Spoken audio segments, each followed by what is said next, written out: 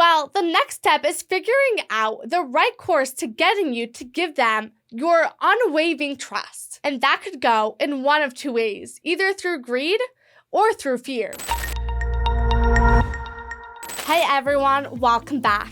And in today's video, we're going to be talking about one of the most effective tools cybercriminals use to get your devices infected with malware, and that is social engineering. Now, social engineering is actually one of the scariest tools hackers can use, as it does not necessarily involve any software or hardware. The main weapon in such an attack is going to be your psyche, as hackers would manipulate you into doing whatever they want, and you wouldn't even know about it until it is too late. And so in this video, I'll be going over what a social engineering attack is, what the most common types are, and how you can protect yourself from such an attack. I'll also be talking about the main role antiviruses play in social engineering attack, and how you can use them to protect yourself from pretty much any cyber threat. Now, before we get into this video, if you're looking for an antivirus to use, I'll be leaving some in-depth reviews on antiviruses I personally recommend in the description down below, along with some discounts. Okay, so what is social engineering? Well, social engineering is a method cybercriminals use to manipulate their victims into trusting everything the criminal is feeding them, and getting them to download specific malware or disclose some confidential information. Now, social engineering attacks are more delicate and precise than any cyber threat, as it has several layers and steps that cybercriminals need to take in order to successfully launch an attack. To manipulate a person into doing something you want is no easy task. You won't believe or do something a stranger tells you out of thin air. That's why these criminals go through extensive intel gathering and collect basically all data they can about the target before doing anything. Such data would contain name, phone number, email address, friends list, hobbies, interests, where they work, their position at their job, whether or not they have a pet, what devices they use, and more. And you might be wondering, where would they get such data? Well, there are mainly two sources for such information. First, you have publicly accessible data that they can find about the target. That includes everything they post on their social media accounts, like Facebook, Instagram, X, or Snapchat. They'll also get your professional data from sources like LinkedIn and other similar websites. They can also get their hands on some legal information about you, such as your criminal record, as it's publicly available state-level information. As for the other source of information, that would include dark web sources that get your information from data brokers. These brokers would get such information about you from sources that sell their user data in bulk, such as supermarkets where you sign up for loyalty cards, gyms where you input your personal information to get a membership, and any other place where you give out your private information without second thought. Okay, so that's basically how they collect data about you. So what's next? Well, the next step is figuring out the right course to getting you to give them your unwavering trust. And that could go in one of two ways, either through greed or through fear. Greed is basically them getting you to believe you're from an official source, offering you something too good to pass on. For example, a cyber criminal would use data they collected about your workplace to impersonate an employee there and tell you that the company would upgrade the laptop they've given you into a newer model. Your first thought is going to be, finally, I get to replace this old laptop, which spikes a greed reaction, and you won't give a second thought about the source since they've given out information that are too specific for a stranger to talk about. You'll press on a link they provide to confirm your upgrade, and now you have a ransomware on your computer. Fear, on the other hand, goes in the other direction,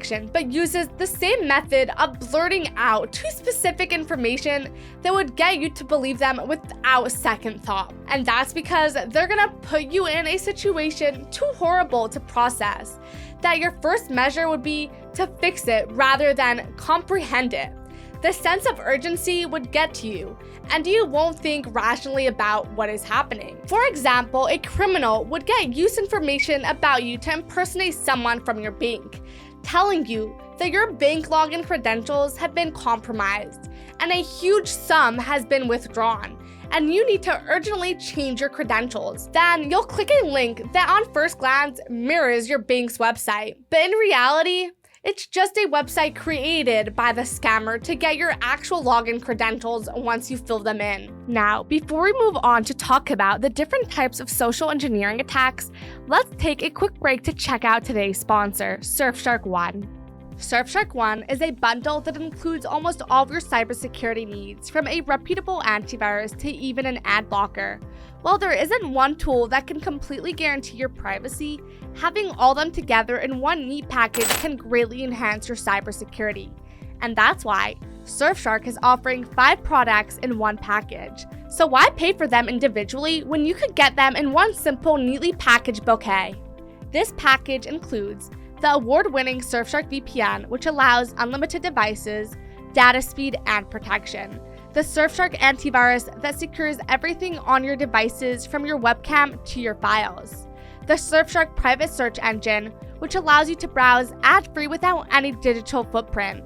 Instant data leak notifications with Surfshark Alert. And Surfshark Alternative ID, which can generate a whole new online identity and proxy email for you.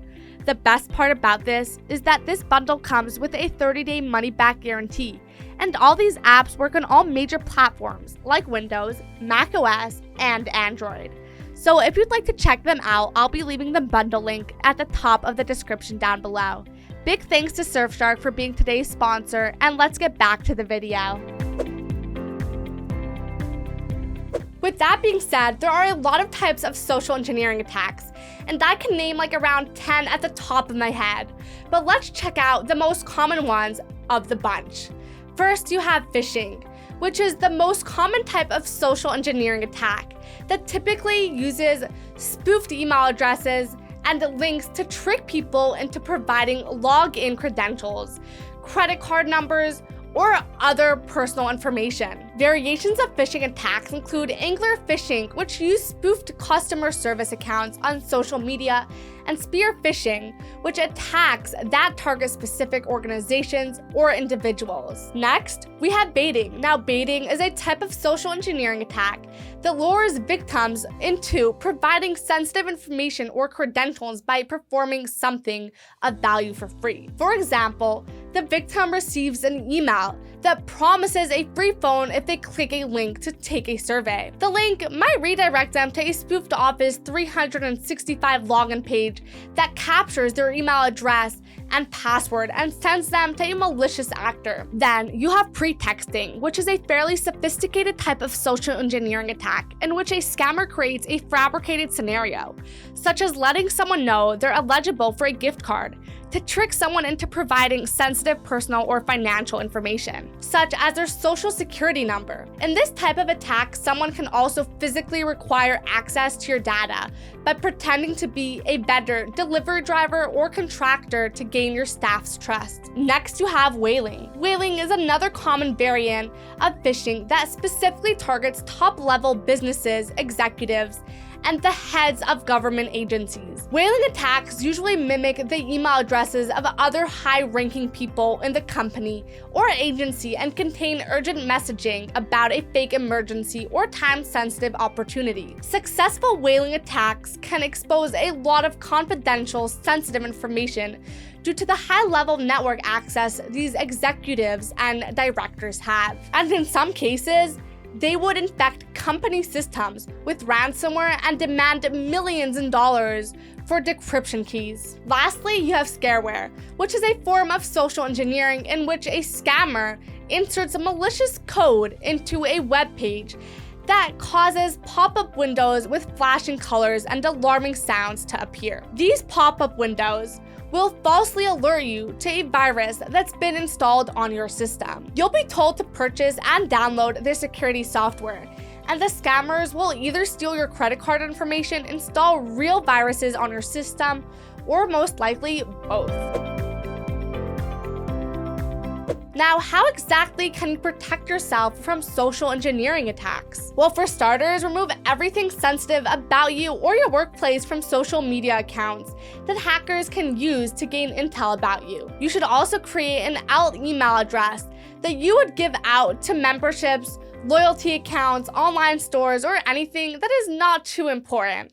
Also, don't give out your real name or phone number for any non-important interaction. Limiting how much strangers know about you is the first step to stopping social engineering attacks. Other than that, you should also consider getting an antivirus with features that would prevent any type of phishing attacks or drive-by malware downloads on your system. For example, Norton, TotalAV, and McAfee have secure web features where they can detect any malware-ridden websites and phishing scams using machine learning and either alerting you of any suspicious sites or outright blocking them. One useful feature that Norton specifically offers is the dark web monitoring feature, where it scores the internet for any traces of your information being leaked and would help you take that data down. Another feature that McAfee offers is the social media cleanup tool, which tracks down all your social media accounts on all platforms and would assist you in removing data from them, or even deleting these accounts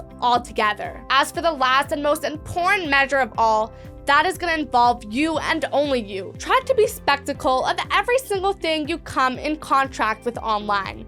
If something seems too good to be true, then that's most likely baiting. And if something seems too bad to take in, then it's most likely a pretext attack or scareware. Other than that, try not to open any links you find in your emails unless you completely confirm the identity of the sender and their intent. And that's basically everything you need to know about social engineering attacks and how to protect yourself from them. If you guys are interested in getting an antivirus to help with this sort of cyber attack, I'll be leaving a bunch of in-depth reviews on antiviruses that I personally recommend in the description down below, along with some discounts. Also, if you liked the content or found it useful, make sure to like the video and subscribe to see more of it. And if you have any questions or suggestions, don't hesitate to leave them in the comments below, as I love interacting with you guys.